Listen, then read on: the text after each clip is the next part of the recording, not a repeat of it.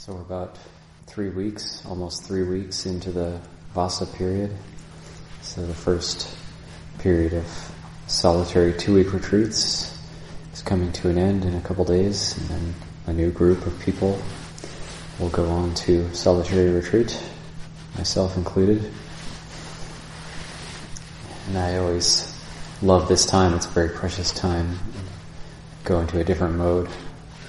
And, this monastery, I find this monastery actually, even though there is a lot of activity and work, it's actually very good for retreat as well.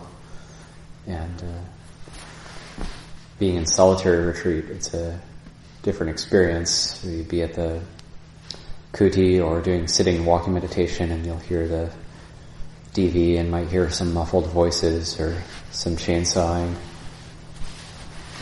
even for an hour or 2 hours, but then it's gone. Things take on a dream-like quality when you're on the solitary retreat. So it's 3 weeks, and the Vasa is roughly 12 weeks. That means we're about a quarter of the way through the Vasa, so time is passing. And my perception of 2021 is that it's passing very quickly. It's already mid-August. It's like in 2020, it's like, oh, 2020 is never going to end. Now it's almost the end of 2021. And that's what time does. Time keeps passing. And we might think that, oh, every day is kind of similar in the monastery, but then things do change. And we also don't know how long we have. So that's the death contemplation. We know we're going to die at some point. We don't know when. And Lumpur Samedo is 87 now. Lumpur Liam's going to be 80 in November. Got a nice text message from Ajahn Sek a couple days ago. He said, happy birthday, have a great day, in English. He wrote it in English. And it's nice. And then just getting a feeling of where he's at. And there's a certain feeling or a certain perception I get when I would be like around Wat Pah Pong or Lumpur Liam. It's a very good feeling, a very interesting feeling.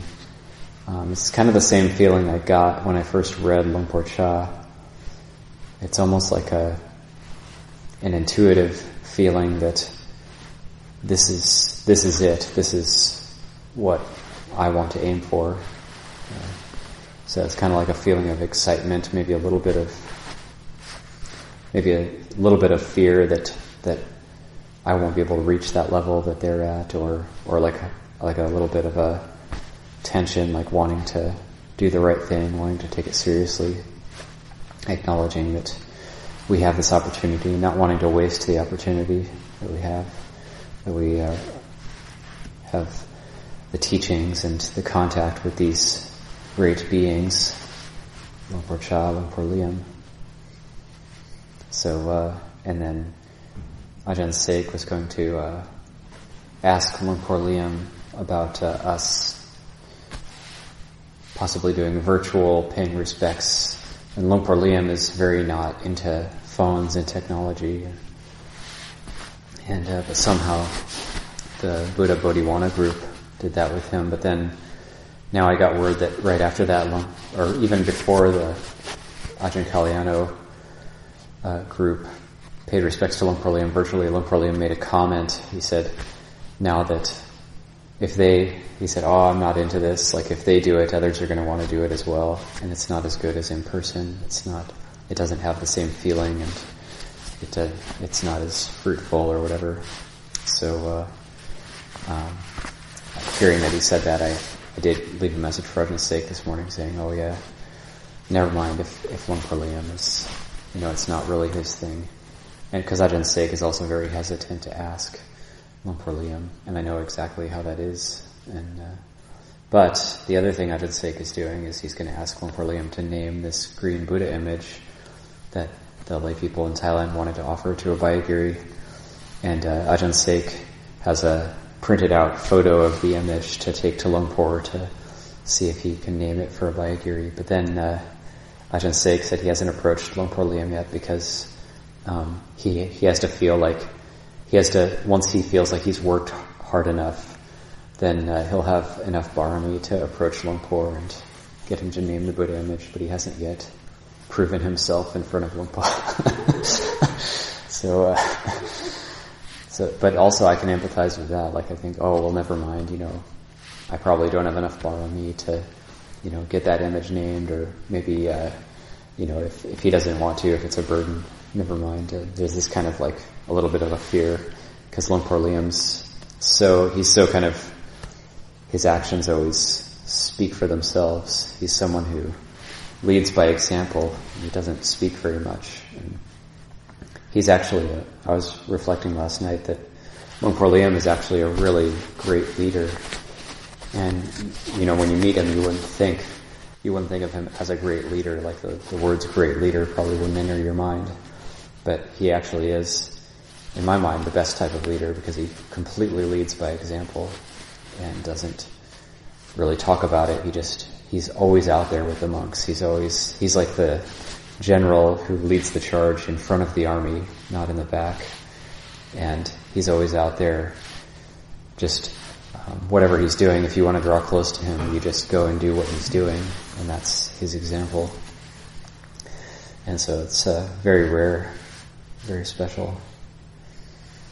So I can definitely empathize with Ajahn Sek not wanting to necessarily approach Lumpur about this, but at the same time, it's I'm sure he'll find the right moment, the perfect moment, the appropriate moment to do that.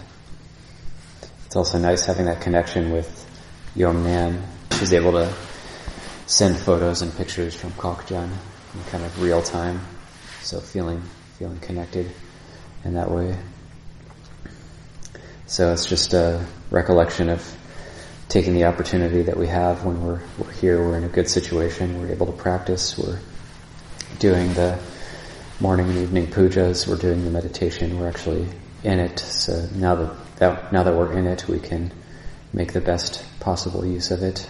The work periods, doing a lot of good work, tending the forest. I'm sure the forest is happy that we're tending to it, we're making it really nice. The animals are happy because we're making it a bit more open for them. So it's all around goodness. Recollect that.